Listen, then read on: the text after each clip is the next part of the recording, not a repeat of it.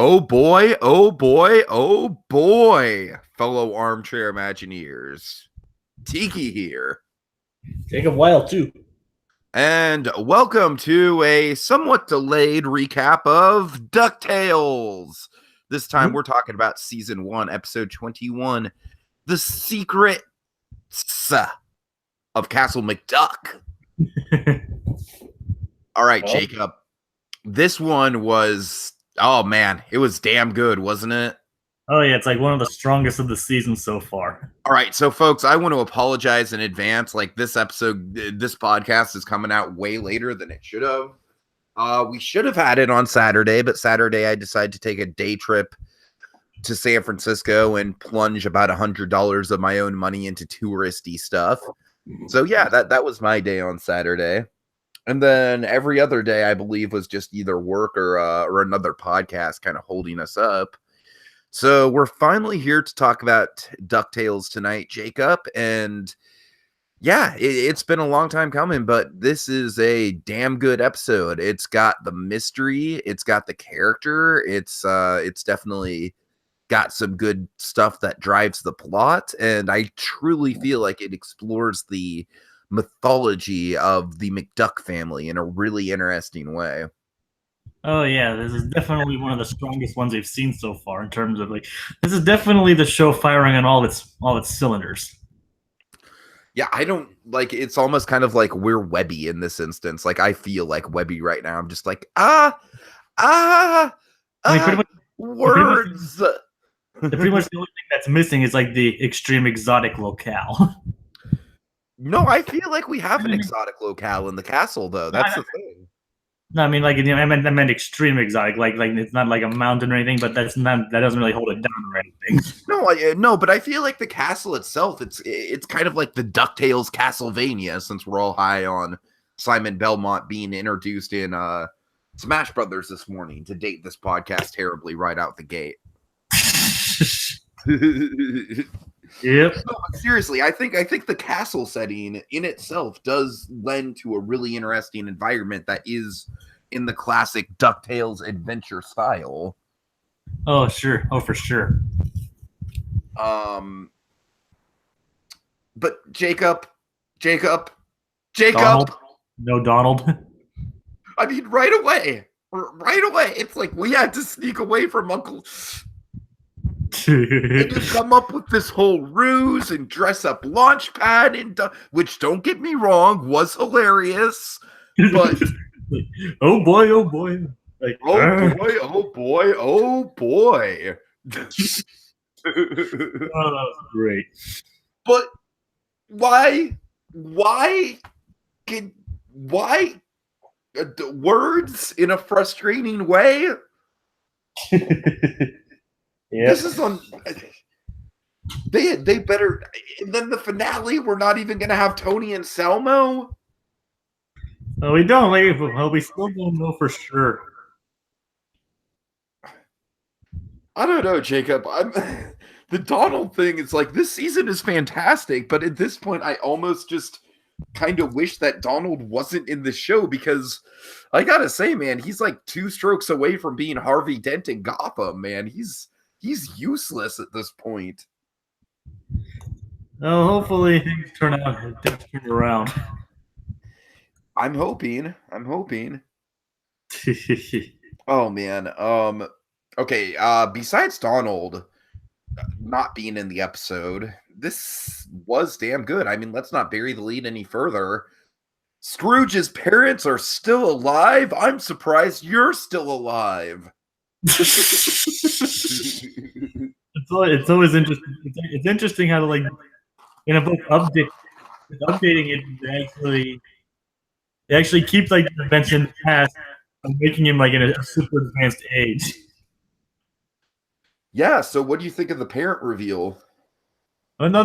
First, I was, like, concerned that they were actually going to be like ghosts or something. Oh, like it'd be like some kind of twist or something. Mm-hmm. But it was pretty interesting to see them both be alive. Yeah, and not since we had again, one of the reasons I'm frustrated that Donald's not really in the show is because the tension between Scrooge and Donald was really palatable in that first episode. But not since that first episode have we seen tension like this, Jacob. And we actually got a little bit of that reference to it. It's like, doesn't that jalopy off this instant, you deadbeat? Exactly. Yeah, right. Like, now we know where Scrooge heard it from first. Oh, man. Well, actually, it even does explain some of Scrooge's tendencies, too. You know, like, this episode actually does into a lot of Scrooge's backstory and how he is the way he is. Yep, we get the backstory on the Lucky Dime, which is pretty big. Oh, yeah. I mean, this is a round discussion, so it's like it's actually kind of lifted straight from the original stories, as we know. It's like, from the Carl Barks and Don Rosa stuff. Jacob, I was so pleased to see that. Like, that's the thing with this show. This show is just like, it's doing its own thing, and it's doing its own thing really well. But at the same time, it's incredibly faithful to the source material. It's such a good blend of the old and the new. It's like bringing the best of all three. Mm-hmm. Like the original comics, the original series, and bringing and doing its own thing. Yeah, like at this point, I don't want to say that this isn't Gravity Falls season 1, but my God, it's like a step below it, which is a compliment. They definitely, and if they can't keep producing episodes like this, I mean, they definitely have something good on their hands. Like, if season 2 was like all episodes like this, then it could easily be a season with the same kind of quality as Gravity Falls. I'm just saying that because Gravity Falls, in my opinion, and I'm sure you can kind of agree to me to a certain extent, Gravity Falls is kind of like the gold standard for all animated shows, in my opinion. It's definitely up there for considering modern stuff. Modern stuff, yeah, definitely modern, yeah. I mean, don't get me wrong. I don't use nostalgia filter or anything like that, but that's so. No, as a matter of fact, Jacob, I actually like most of my favorite animated shows are things that are more recent, to tell you the truth. Oh, well, honestly, me too. Me too. I honestly don't think stuff from the 90s, besides like Hey Arnold, ages all that well. I mean, I'm sure there's examples besides Hey Arnold of stuff that ages good, but. And honestly, that's why I said I'm not letting nostalgia filter that. That's why I don't have a nostalgia filter. Anyways, so really quick, this might be my favorite Webby the whole series. And she's just mainly geeking out and not even actually talking this whole time. And honestly, Jacob, if I am being honest, her not talking might have something to do with it. Don't want to sound like a jerk, but that's kind of how it is with Webby sometimes. You know, sometimes less is more with Webby. But just Webby is just absolutely the voice of the audience in this episode, and the animation and the voice acting is just priceless. And even Scrooge's conversation with her. Like, nice talk, Webby Gale.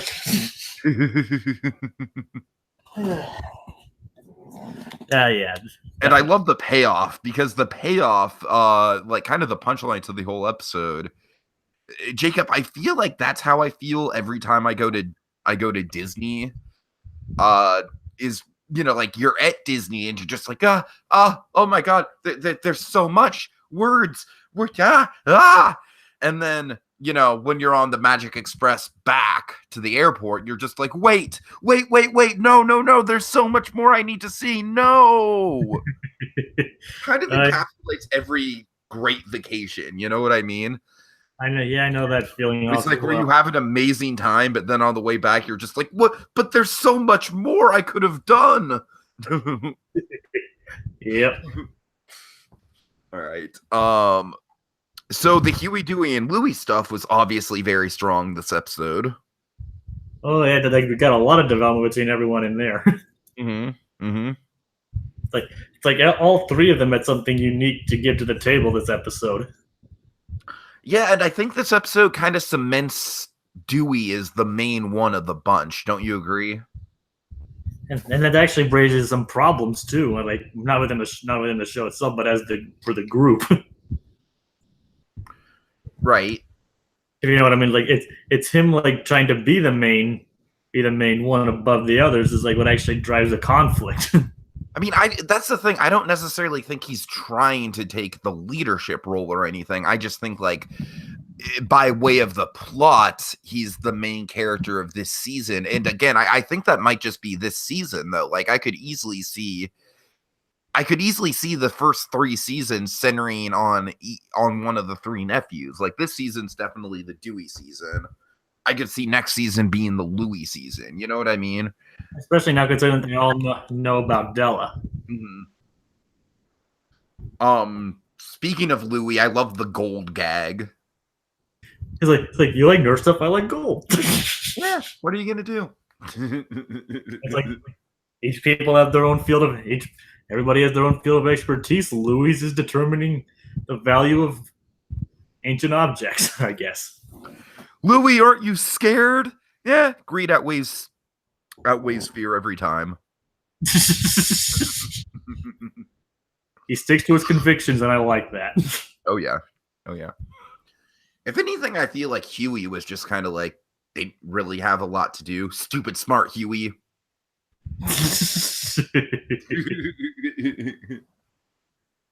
Yeah. Like, but I really like even they had tension between them too. Like a lot of this episode had to build from tension. Oh yeah, definitely. I feel like that was like kind of the theme. Like familial tension. Except for Webby and Scrooge's mom. Oh yeah, it's like the end launch pad. Yeah, Scrooge just brought Launchpad into it. More sheep platter? Yes. I like how he has to think about it, but then he's proud of his answer. Yes. It was like everyone just like wanted to stop them from fighting and everything, but nope, they had to pretty much go at it again. Mm-hmm. Let's see. The dinner scene is great because we have the good timing on Scrooge is hyping up how much of a family man he is, and then the father's just like, and where are the boys? Oh, probably being supportive of each other. Like, I apologize for that terrible David Tennant impression. It's fine. And then Scrooge is kind of hyping up Webby, like, Webby here, she's always sticks by my side, and she's not here.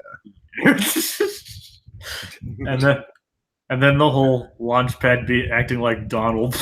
Oh my god, that was comic gold, Jacob. I was dying. I was absolutely like, especially when he keeps trying to call, like, let's see, it's like I wish I had the whole thing written down, but he goes on this whole monologue of like, well, you see, Uncle McD let Donald myself park his my boat in the pool, and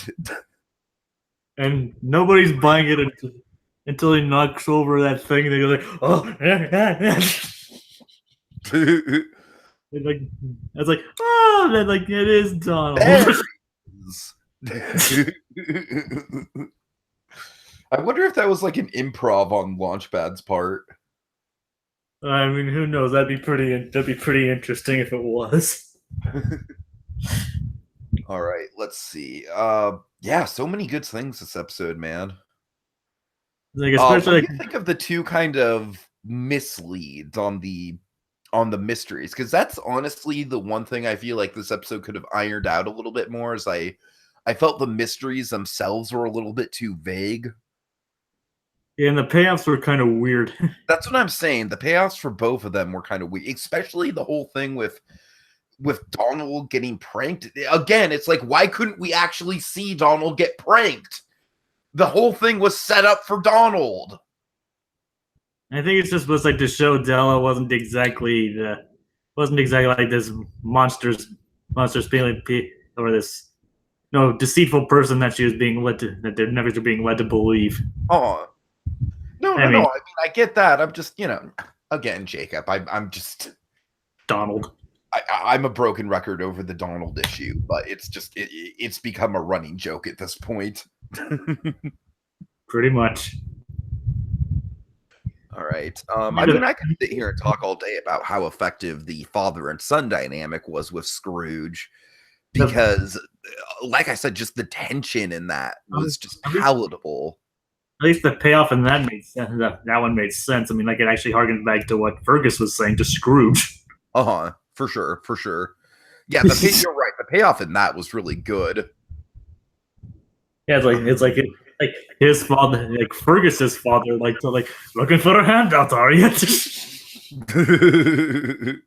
like it must be a thing with the McDucks. What do you think of the whole thing where Scrooge? How did the thing go with his parents? Where he resurrected the castle, but then he accidentally used like a talisman or something that gave the parents immortality. Do you remember exactly how that went? It was like he was like rebuilding their ancestral home for them to live in, or something like that. He would cheaply replace some of the stones, or like cheaply use some cheap stones, and it turned out to be druid stones that gave them immortality. Of course, it was Scrooge being cheap. Of course, it was. That's priceless. Well, pretty much everything he does is cheap. Except his house, apparently. All right. It's like there are no expense except for expenses must be spared.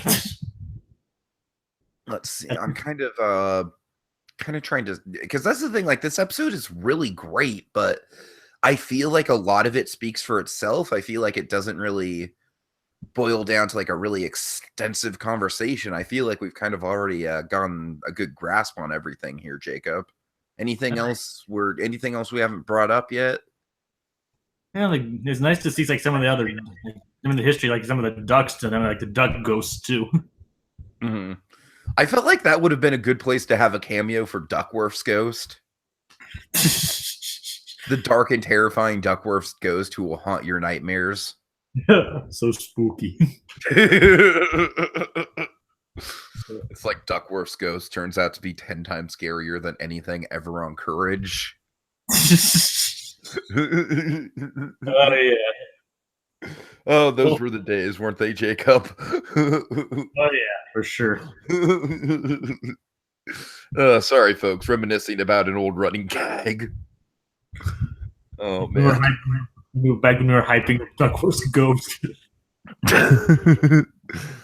I hope we get more of Duckworth's ghost in season 2. I hope Duckworth's ghost becomes like a reoccurring character in season 2. Yeah, like I remember like one of the recent episodes. It's like, yeah, well, my butler's dead, so there. Right. I don't think it was this one, but it was definitely a standout line for the episode it was in. And okay, as you said, that's pretty much covers it for this episode. Oh wait, and of course we get I guess the last thing is we have those great portraits of Scrooge, young Scrooge, brooding teenage Scrooge, baby Scrooge. And it's adorable. I love brooding teenage Scrooge. Even though he has a modern haircut, which I think is part of the gag. Yeah, that's great. And what about that thing with the pet made of hair? Oh, that was more than a little off. Yeah, it's kind of sad, actually, if you think about it. You remember the name? Whiskers, I think? Yeah, it's Whiskers. How dare you speak to Whiskers that way? Whiskers was family. It was a ball of hair. How dare you speak? Oh, man. And the writing is really on point this episode, where every little thing that Scrooge does is taken down. And it's just like, it's like he's looking into a mirror of himself. I mean, his dad, he's pretty much inherited the way his dad thinks. All right. Okay, I think that's about it then, Jacob. Good chat. Good chat. Okay, so next episode is called the the last crash of the Sun Chaser, which is really interesting. The Sun Chaser, of course, being Launchpad's plane. Is there a synopsis for that yet? Nope, not yet. I'm surprised. Usually they have like a synopsis a couple weeks out. Yeah. Maybe. And then, of course, episode 23 is The Shadow War, guest starring Don Cheadle as the guy who took over Tony Anselmo's job. Just guest starring is like a modified voice. Yep. Like, I don't think they'd exactly fire Tony Anselmo. No, I don't either. I'm joking. I know. Just that some people would. Importantly, Jacob, the season finale is going to be another 2-parter, much in the style of Woohoo, which should be interesting. Mm-hmm. And from the sound of things, we'll finally get to see Magica fully unleashed. Yep. So, all right, folks. So thank you so much for joining us. This has been a great episode, and I am terribly sorry that it has taken us this long to get around to it. Rest assured, we will be getting out the next episode this weekend. And in the meantime, woohoo! Woohoo! Oh boy, oh boy, oh boy.